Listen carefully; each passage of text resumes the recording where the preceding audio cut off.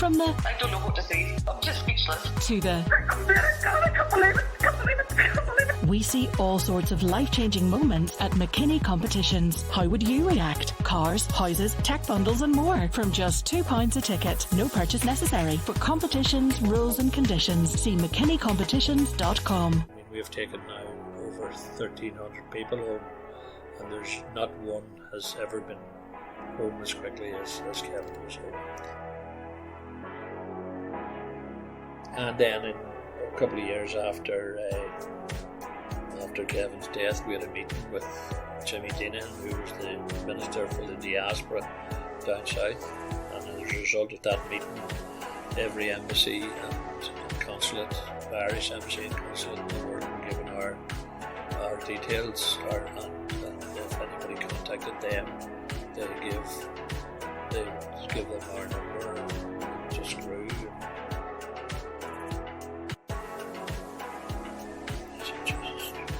I looked at it and he said, I think we've won £1 million. And she says, I dead on. And I says, right, call that out to me. And it's called it out, and I had to take it. And I says, no, I'll call it out to you. And then what he called scanned it with the app, and next thing, Does a big celebration thing come up? Yeah, a big thing. Yeah, we came up £1 million. So, fair shock. Oh my God, that's karma. That it really is. This charity was born out of Uri people and South Armagh people and South Down people. Yeah. Really, because I mean, the support we got when Kevin was killed was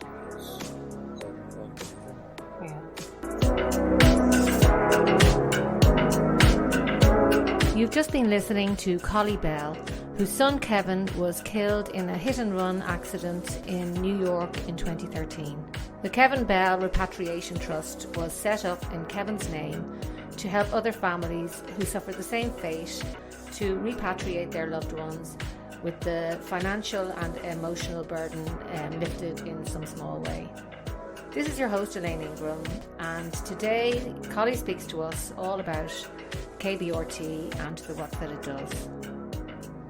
I'm here this morning with Collie Bell in the office of the Kevin Bell Repatriation Trust, and surrounded by paperwork and clearly a very, very busy place. But the purpose for this organisation is, stems from a tragic. It's here for a very tragic reason. But what you do, the work that you do here is incredible. Repatriating loved ones from abroad, and it stemmed from a terrible event that happened to you back in 2013. So when your son Kevin was tragically killed in New York. And I suppose the first thing I'd like to ask you is tell us a little bit about Kevin himself. Yeah, well, Kevin was 26, loved travel, enjoyed life. He had been in Australia, he'd been in Thailand, he'd been all over the place, and then decided he went out to a friend in New York and was having the time of his life. He had only been there 10 months, and he was returning home from a night out early Sunday morning and got out of his taxi outside his apartment, and a speeding white van out of control hit him and knocked him onto the road, where he was hit by another car, and both drivers drove on, but unfortunately Kevin was killed outright. I remember this well, and it must be so difficult for you having to, retell those events, what happened. It must be terribly, terribly hard for you, to have to keep talking about this, but the work that you do here is really important. Yeah, because what followed then was, and I have experience of this myself, because I lived in Boston for many, many years, and a very close friend of mine, her husband died very suddenly, and this was back in, must have been 1992, and we had the same thing that happened she had a new baby, and she was in her early 20s, mid-20s, probably around the same age as Kevin, actually. And, we had to just rally together and get his body. He was from Kerry, she's from Limerick, and we had to try and get the body home. It's just horrendous what happened. So what happened then? You obviously were here, distraught, and you had to bring Kevin home. Yeah, well, we were quite fortunate in that our Eithne's cousin. That's your wife, yeah. Yes, Eithne, her cousin lived in Manhattan, and she knew a lot of people in Manhattan. And the accident happened on a Sunday morning. His post-mortem took place on Sunday afternoon. On the Monday, NASA, that's the cousin, she went round wherever Kevin had been with the Armagh Gaelic Club in New York, and the boys from the Gaelic Club drove NASA from office to office to get paperwork done, and she wouldn't take no for an answer. And if they had told her to come back tomorrow or come back this afternoon, she would say, no, I'll stay here, or tell me who I need to contact. And the paperwork was done on the Monday. His body was released, and Kevin was on the plane on Tuesday night and was home with us on the Wednesday. And I mean, we have taken now over 1,300 people home, and there's not one has ever been home as quickly as Kevin was home. But was that just because of the luckily that you had somebody on the ground over there? Absolutely. I mean, yeah. I assume like going to the Irish embassy and the paperwork and that kind of thing is done. Yeah. But in terms of actually getting the body home, I mean, I know for what the story I was just telling you there, the cost was just, what is the cost for? I mean, it was only Aer Lingus then. I'm sure there are more options now. Yeah, but it's mostly Aer Lingus we would take from America anyway. And how much do they charge to well, to get somebody home, of course, they have to go to a funeral home. They have to be prepared, yeah, and whatever. But generally, it would be in the region of around $10,000, which is what, £7,000 to get somebody home. Why is it that expensive? I don't know. No, but the thing is, I mean, to get somebody home from Europe is around £4,000 or £5,000. To get somebody home from Thailand is around £6,000. To get somebody home from Australia, or that would be in the region of $8,000. So I mean, it's generally it's probably the flight would probably be the least of the things, so it is the flight. It would be the least of the cost. Yeah. Well, we have no argument with Aer Lingus or anybody else. Yeah. Yeah, it's everything else that's involved. Yeah, I mean, somebody dies. I mean, there's a lot of work goes into paperwork and stuff has to be done, and body prepared and whatever. It's, that's the way it is. So, how did you decide to set up this organisation in the first place? Well, because I mean, you say that you got Kevin home very, very quickly. But you still obviously saw that there was a need for other families that would be in distress. Well, we didn't intend to set up a charity. Yeah. We didn't decide to go down this road. But what happened was that, I mean, as I say, Kevin was killed on the Sunday. We got news on Sunday morning, and when news broke in Newry, the town went into a frenzy of fundraising to bring Kevin home. I mean, you know yourself, there was a quiz on in the Canal Court Hotel on the Tuesday night, and organised by Aidan O'Rourke, and there was something in the region of £42,000 raised. Then there was a fun run and walk on the Thursday night. There was over £20,000 raised. There were people who did bagpacks.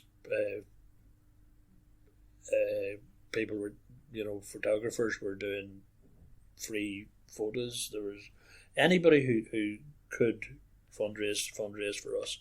Then, of course, Kevin had been in Australia, and he was fondly remembered there. There was a fundraiser in Australia, and there was a fundraiser in New York, and in total there was about £150,000. And I mean, South Armagh, South Down, it was just amazing.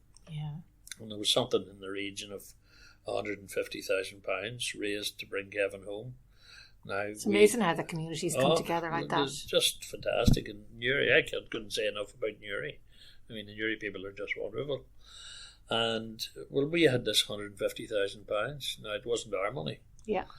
And I think about a week or 2 weeks after Kevin's funeral, we read or heard of a young fella from Carryduff had been killed in Thailand.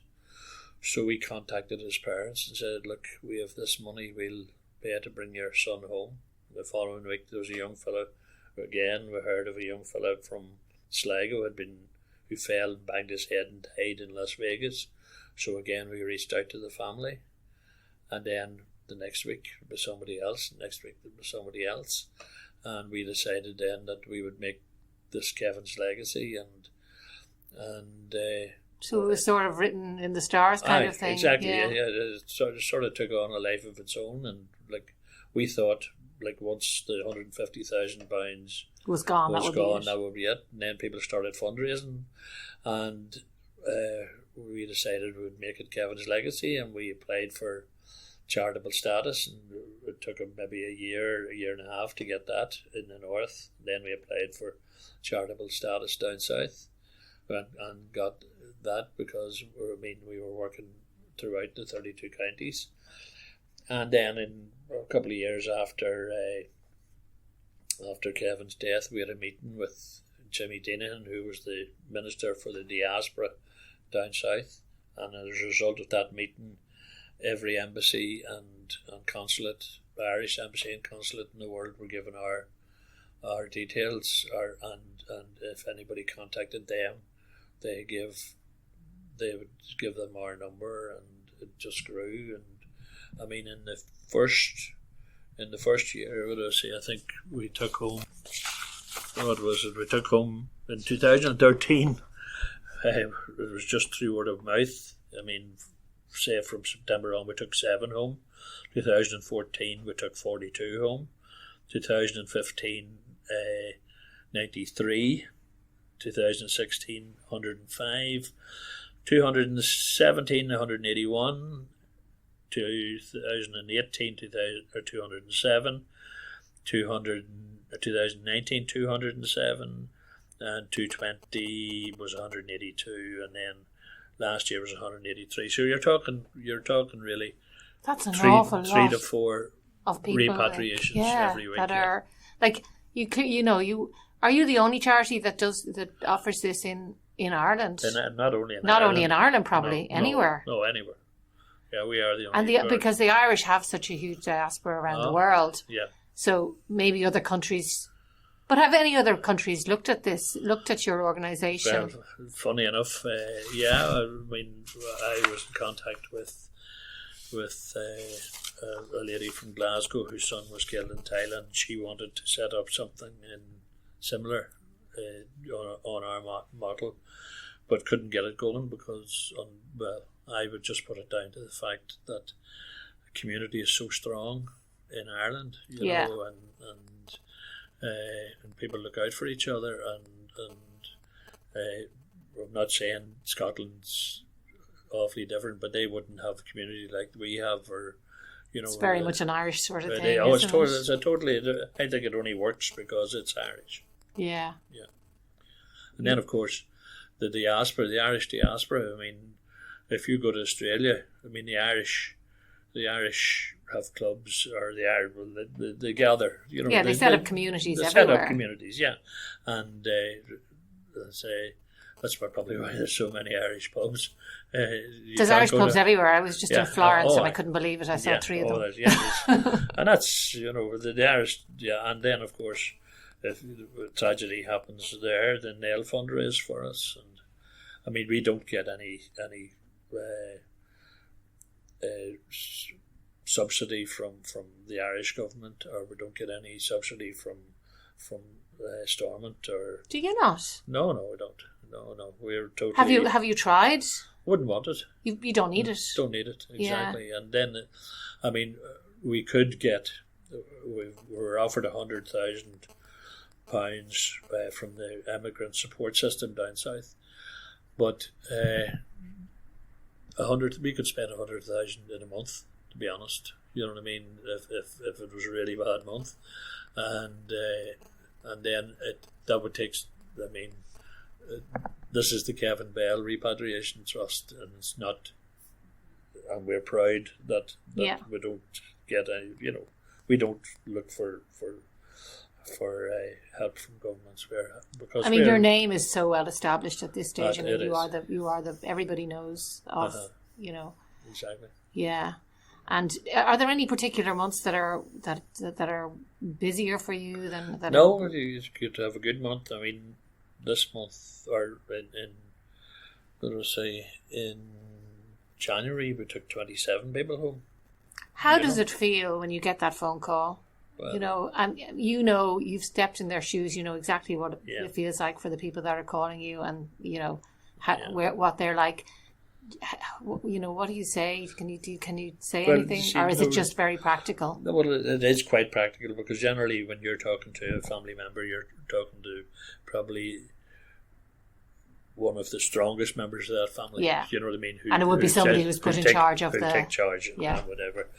But the thing is, I mean, what do you do if you get news that your son has been killed in New York, or your daughter has died in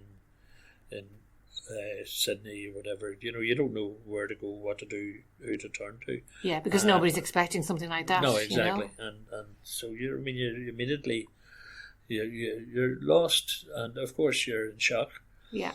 So the fact that if I get a phone call, I can just say, look, you don't have to do anything else. I'll take it from here. Yeah. And I'll make all the arrangements. We'll pay for it.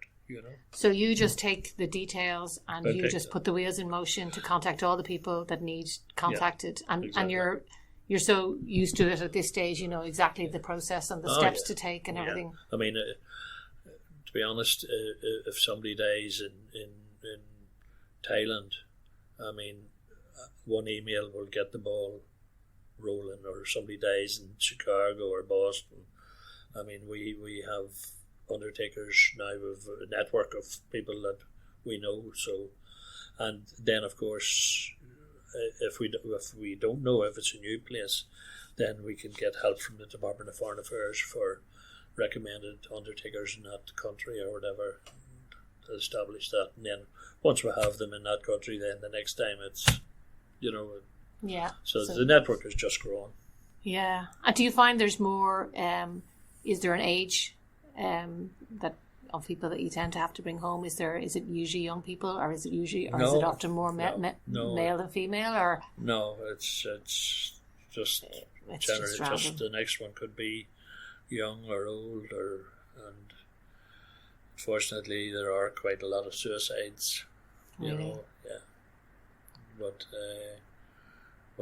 there's no, as I say, it's any age and any circumstance and whatever. Yeah. You just deal with it as it comes. Get ready to shake up summer with the Get Active ABC Sunshine Fill programme for kids and families. Get set for land-based adventure at our summer schemes, or why not get adventurous and maybe get wet at our Splashtastic Water Sports Summer programme. There are so many things to do, and all we need is you. See getactiveabc.com/summer for all the details.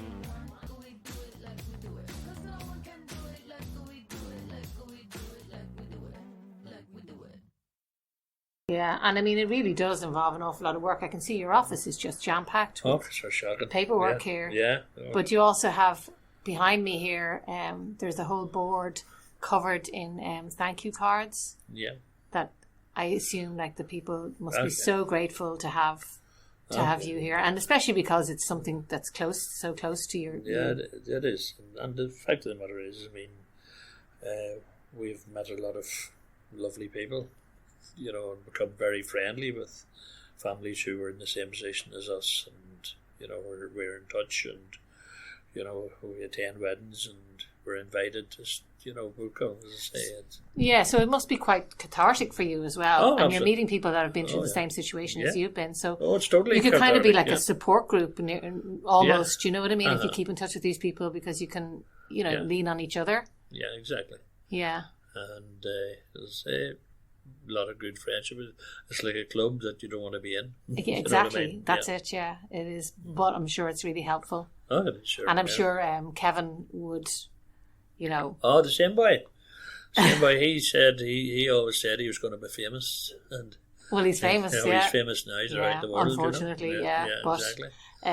But he would have loved it. You know. What did he want to be? He wanted to be. Oh, He wanted just to wanted be, to just be- wanted to be famous. Just wanted to be famous. He just wanted to have a good time. Yeah, And he well, did. like us all. I mean, I know what that's like. I'm sure I lived over there myself for years. So, you know, exactly. traveling, and that's what young Oh. people. That's what you're doing at that age. You know, That's right. what yeah. everybody's doing. And Most people now, are. I mean, it's more like a rite of passage to go somewhere for a year, or Yeah, you know, to visit countries like. yeah. And do you have other children? Oh yeah. Kevin was one of our second set of twins. We had 7. Sean, Ciara were twins. We had Sean and Ciara, and then 13 months later we had Kevin and Brent. So we had 4 babies under 13 months. Wow. And then we had Eamon, Connor and Maeve, 7, and we had the 7 they were all under 6. Oh my so goodness. We had So you already had. oh yeah. You had a very busy very household busy. growing up. Yeah. Exactly, yeah. Yeah. They, Are any of them involved in the organisation now? they all would be, yeah. Yeah, You know, because this is all like. Oh, it's purely, Well, you and Eithne really, you know. Yeah, it's purely family, but I mean, I have to say, like, the trustees that we have are amazing. They're all friends of ours, or friends of Kevin's. You know, Kevin was of an age when, you know, were all his friends, and he himself went to university.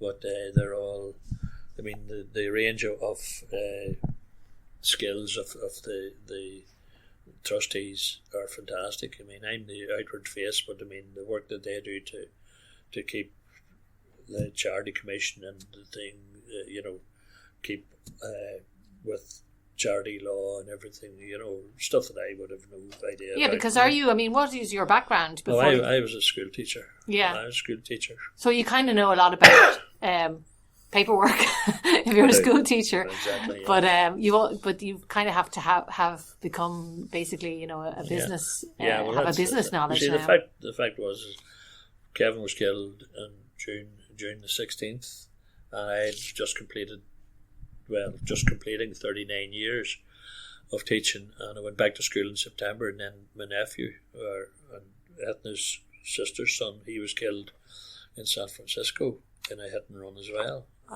That was in February. That was the February before? No, the February after. The February after. Yeah, oh my so- God, that must have been just Oh, horrendous. it was unreal. It's like lightning yeah. doesn't strike exactly, twice. Yeah. So that was the end of, I did actually, that happened in February, so that was more or less that. I never went back to school after that, but I had my 40 years done. So.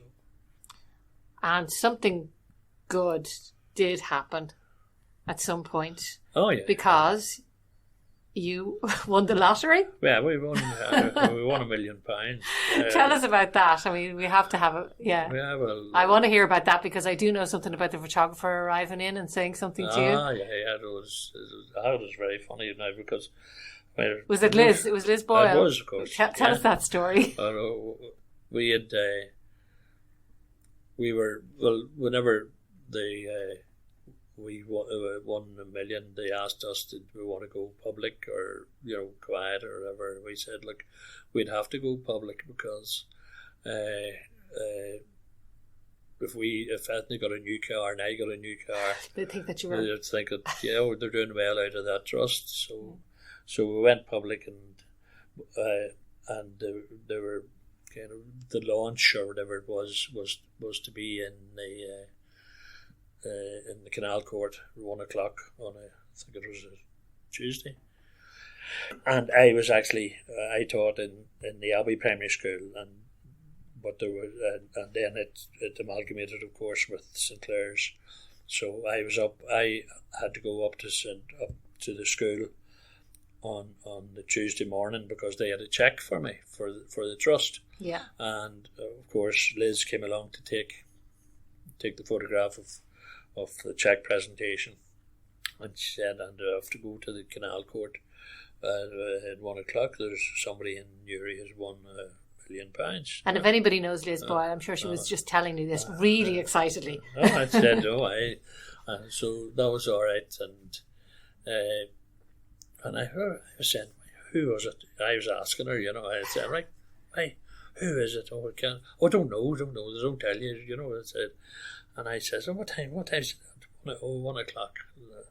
So that's okay. So we're paraded at 1 o'clock. We are paraded into the room where, and journalists, television cameras, of course. Yeah. Journalists, photographers, the whole lot. And they just started and they were kind of interviewing us, and the door opened and Liz was late. Oh no, Liz would never be late. No, Liz was late. And she sort of came in quietly. And the next thing she said, "Jesus!" She says. And there's cameras and all around. "Jesus!" And I'm sure she just run over and hugged us and everything. Yeah. That was very funny. Yeah. But how did you? Just tell me. I'd like to know what it's like when you find out you got the. Were you watching it on TV and when your numbers came up? No, not at all. How did it happen? I was sitting watching. I think it was a Saturday draw, and I never bothered checking my ticket. And Monday, 6 o'clock, we were sitting in the living room and watching the news, and I was taking something out of my wallet, and there's the ticket, and I have the app, the app, the lottery app. Yeah. I said, so I just checked it, and I looked at it wasn't the numbers now, it was there was the UK lottery, it was the letters, a million every week, and I looked at the letters JJWP 66350 or whatever it was, and I said, Jesus. I looked at it, and I said to Eithne, "I think we've won £1 million." And she says, "I dead on, and I says, "Right, call that out to me." And I called it out, and I had the ticket, and I says, "No, I'll call it out to you." And then scanned it with the app. Next thing, Does a big celebration thing come up? Yeah, a big thing. Yeah, and it came up £1 million. So fair shot. Oh my God, that's karma. That it really is like for. Yeah, but the funny thing about it is like there's such goodwill we got, after it. Like I'm sure. I remember. She was on the front page of the all the papers. People said to me, like we were said, "Do you see when I heard that you won £1 million?" I said, I was so delighted. I says, "You were delighted." But I'm sure it was great. What did you do? Go on holiday? First thing I did was bought 3 premium tickets. Park, for 10-year tickets. Wow. For all the matches and stuff. Well, Armagh are doing well. Down, unfortunately. Yeah, you must have felt it like there was a bit of good karma going on there. Yeah. As I say, a lot of goodwill. Yeah. So for here now, this is what you do. Obviously, full time. You quit the teaching, and this is where you're based now. Yeah. You're here every day, and you're mountains of work. It's seemingly you really do seem to have an awful lot of, but the amount of goodwill you were talking about, the amount in Newry and and everywhere, and it's everything. I mean, as I said, there would be no. I think between you and the hospice, you're probably the most, the charities that probably get the most amount of, because there's always things on, there's always races on running, there's always... Yeah, but I mean, this town is fantastic for charities. PIPS is such a wonderful charity. And PIPS is another one, yeah. I'm just thinking of the ones that just came into my head that always seem to crop up that, people are fundraising for. Yeah, but the amazing thing is, we get... there are fundraisers going on for us all around the world. All around the world. Yeah. You get checks arriving, and and it's just fantastic, Yeah. As I say, that's why we've no need for government or any help, because people are just so good. And it's And I have to say, and I'll just chronicle, it was this charity was born out of Newry people and South Armagh people and South Down people. Yeah. Really, because the support we got when Kevin was killed was unbelievable. Yeah. And that continues on with the work that you do, and you're going to just keep doing it, because there are more and more people travelling all the time, and we're spreading. The Irish are spreading out around the world, always continuously growing and growing and growing. So this is something that you intend to just keep doing. Yeah. What I also say, we get the support, and we're well established now, and I suppose whenever I give it up, somebody else, one of the family will take over or whatever, Yeah. And it is a horrible thing when you get that phone call, but it is something that's desperately needed, and it's great to see people like you and Eithne and your family, doing this well needed work. We're happy to do it. Yeah. And as I say, it's Kevin's legacy. It's Kevin's legacy, yeah. And I can see his face. His face is everywhere, and you even have the shirts. Oh, God. I see. Yeah. It's unbelievable, the shirts we have, and there's lots of teams. The likes of Crossmaglen the girls have KBRT in their jerseys. Yeah. Kilcoo miners have KBRT in their jerseys, and I got a beautiful jersey from San Francisco there last week. A beautiful jersey with KBRT the hurling team in San Francisco. Of course, the GAA has a big part to play in the community and throughout Ireland, and the sport we get, of course, in the GAA is fantastic as well. Yeah. Is there any significance? You have the bird. That, what do you call it? The logo is the wee bird.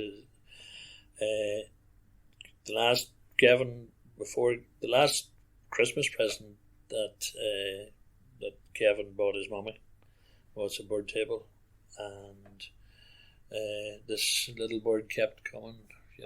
Things kept coming after Kevin was killed. This little bird, so it sort of represented something to Eithne. Yeah. So that's the reason why. And then, of course, birds come home to nest.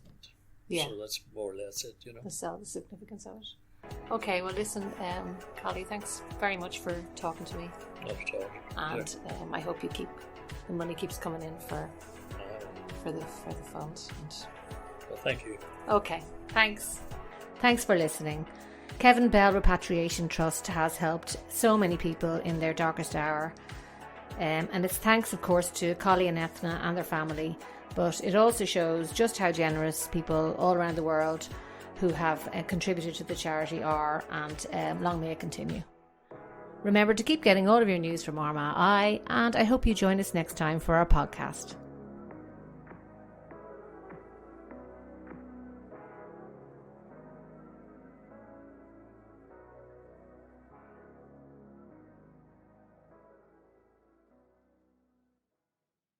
From the I don't know what to say. I'm just speechless. to the I can't believe it. we see all sorts of life-changing moments at McKinney Competitions. How would you react? Cars, houses, tech bundles and more from just £2 a ticket. No purchase necessary. For competitions, rules and conditions, see mckinneycompetitions.com.